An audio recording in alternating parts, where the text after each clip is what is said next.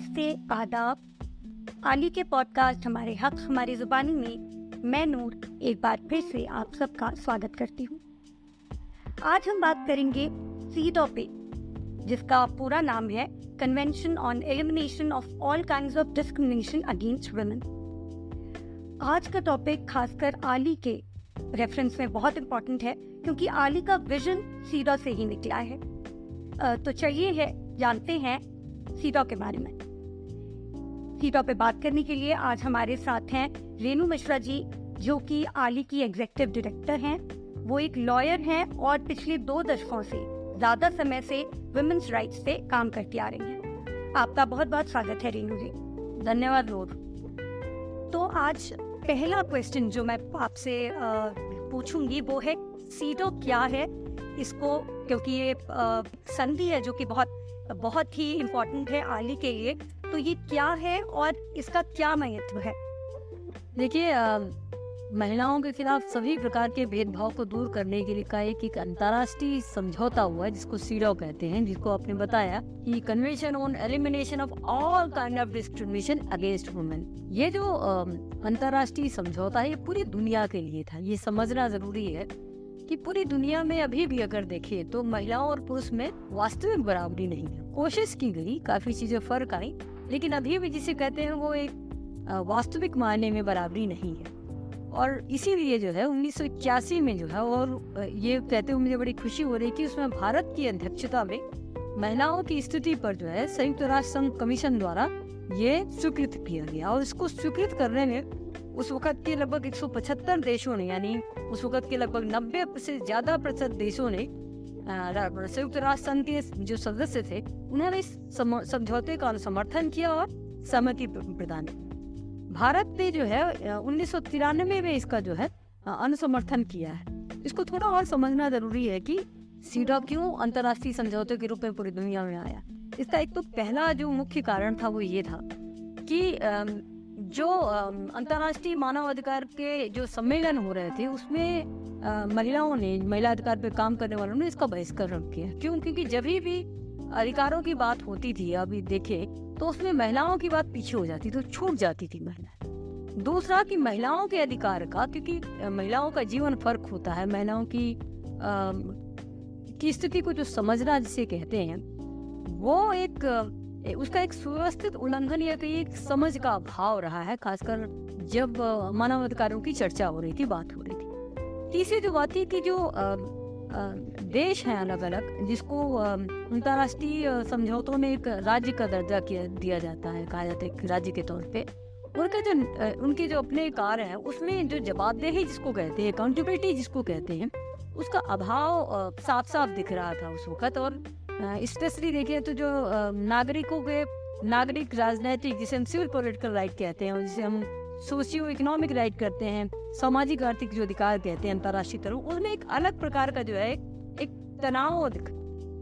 तो खासकर इसलिए ये आया और भारत ने भी 1993 में इसको जो है अनुसमर्थन किया है।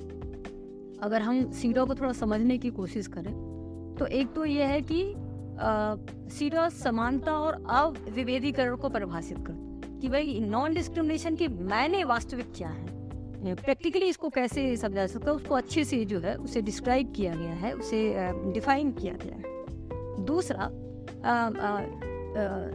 ये जो समझौता है वो है महिलाओं के अधिकारों का एक व्यापक है, मतलब बहुत ही डिटेल्ड विधेयक है, जो उनके द्वारा जो एक ऐतिहासिक तौर पे महिलाओं के साथ जो प्रतिकूल परिस्थितियां रही है उसको सामना करने को एक स्वीकारता है कि हाँ, ऐतिहासिक रूप से किस तरीके से महिलाएं जो है प्रतिकूल परिस्थितियों को सामना करते हैं। दूसरा ये कि इसमें दोनों, यानी civil political and socio economic right, दोनों को एक साथ मानते हुए उसे मानव अधिकार का जो तंत्र है उसमें उचित क्रियान्वयन के लिए जो है ये सुनिश्चित किया गया है। तीसरी जो बड़ी बात है वो ये है कि औरतों के जो मानव अधिकार है उसके अंतर्राष्ट्रीय मापदंड को साफ तौर पर उचित प्रकार से रखता है। उसमें नहीं कोई कि नहीं हाँ वो तो सब इसके अंदर सम्मिलित है। जब भी पहले मानव अधिकार की बात की तो महिलाओं के मानव अधिकार इसमें सम्मिलित है, इसको थोड़ा फर्क करने की कोशिश की गई तो ये चीज निकल के आई। तीसरा मैं जरूर करना चाहूंगी कि सीडा को अगर हम सिद्धांत को समझ जाएं तो उसको समझना और बेहतर होगा, और ये जानना बेहतर होगा कि किस तरीके से ये 3 खासकर प्रिंसिपल्स हैं सीडॉ के, जिसे हम सब्सटेंटिव इक्वालिटी, नॉन डिस्क्रिमिनेशन और स्टेट ऑब्लिगेशन कहते हैं, यानी वास्तविक समानता। समानता आप कह लीजिए, सब संविधान में लिखा हुआ, सब कागजों में लिखा हुआ, कानून में, उसकी बात नहीं आती। प्रैक्टिकली समानता दिखे और नॉन डिस्क्रिमिनेशन दिखे कि कोई भी प्रकार का महिलाओं के साथ भेदभाव नहीं है किसी भी प्रकार का, वो दृष्टिगत हो, अविभेदीकरण जिसको कहते हैं वो दृष्टिगत हो। ये भी समझना कि वास्तविक समानता एक अलग बात है और अविभेदीकरण एक अलग बात है। अब इसमें जो जिम्मेदारी दी गई, किसकी दी गई, तब ये स्टेट ऑब्लिगेशन है, ये राज्य की जिम्मेदारी है, ये जिसे कहें कि ये सरकार की जिम्मेदारी है कि ये अविभेदीकरण या ये वास्तविक समानता हमारे देश में या पूरी दुनिया में आ पाए। अलग अलग देश जो है उसके लिए वो जिम्मेदार है उनकी को। धन्यवाद रेणु जी, इतने अच्छे से सीडॉ के बारे में समझाने के लिए। तो अब आप थोड़ा इस पे बता सकती हैं कि सीडॉ ने किस तरह से भारत में नारीवादी मूवमेंट की जो विचारधारा है उसकी नींव रखी, या ये कहें कि भारत के कानूनों में किस तरह से सीडॉ का प्रभाव रहा है। देखिए, अगर भारत में देखें तो 93 में जब अनसमर्थन किया है, उसके बाद से खासकर जो महिला अधिकार पे काम करने वाले संगठन थे उन्होंने भी काफ़ी प्रयास किया। और इसके बाद अगर हम 3-4 चीज़ों को देखें, कानूनों को, तो बहुत साफ आपको दिखने लगेगा। एक तो हम देख सकते हैं protection of women from domestic violence act. इसकी शुरुआत की डेफिनेशन में अगर आप देखिए उसमें सीडॉ का आपको जिक्र भी दिख जाएगा। आप ये जो हिंदू महिलाओं को बराबर जो संपत्ति में अधिकार मिला, चाहे वो शादी के पहले हो चाहे शादी के बाद हो, और वो संपत्ति का तरह जो इनहेरिटेंस प्रॉपर्टी उसमें मिला, वो भी मैं कहूँगी कि ये सीडॉ की ही देन है अपने आप में। तीसरा, अगर हम देखें तो जो कार्यस्थल पर महिलाओं का यौन हिंसा से संरक्षण का अधिनियम है 2013, अगर हम देखें तो ये वो भी कहीं ना कहीं जो है वो सीडॉ की देन है। और अलग अलग प्रकार के जो रिजर्वेशंस हैं महिलाओं के लिए, चाहे वो नौकरी में हो, चाहे संसद में हो, चाहे पंचायत में हो, कहीं ना कहीं सीडॉ का इस पर प्रभाव है, उसका दबाव है कि ये चीज़ आया। और ये पूरी दुनिया में देखने को मिलता है, क्योंकि जिस ढंग से उसमें परिभाषित किया गया, जिस ढंग से उसमें विस्तृत किया गया, और जिन जिन देशों ने रेक्टिफाई किया, अनुसमर्थन किया और उन्होंने अपने देश में लागू करने की कोशिश की, तो उसका एक बराबर असर दिखता है। जी, तो आली किस तरह से सीडॉ के मूल्यों पर काम करती है, इस पर आप अगर थोड़ा रोशनी डाल सकें। देखिए, जो सीडॉ का 3 मुख्य सिद्धांत है, जिसे नॉन डिस्क्रिमिनेशन कहते हैं, वास्तविक अविभेदीकरण कहते हैं, और वास्तविक समानता कहते हैं, और स्टेट ऑब्लिगेशंस को कहते हैं। उसमें ये जो 3 सिद्धांत है वही आली के भी सिद्धांत हैं, जिसमें और उन्हीं सिद्धांतों पे आली काम करती है कि जब हम महिलाओं की अधिकार की बात करें, जब हम बराबरी की बात करें, तो हम वास्तविक बराबरी की बात करें, हम औपचारिक बराबरी की बात नहीं करें। आपको समझ में आता होगा कि औपचारिक जो समानता होती है उसमें जिसको कहते हैं कि उसको अगर थोड़ा सा हम डिस्क्राइब करें तो एक तरीका होता है जिसे कहते हैं कि एक संरक्षणवाद प्रणाली होती है, कि उसमें फॉर एग्जांपल कह दिया जाएगा सब रात के समय औरतें काम। एक तरीका होगा एक समानता प्रणाली है जिसको कहते हैं, वो कह रहे सब औरतें भी रात में काम करें बिना सुरक्षा के।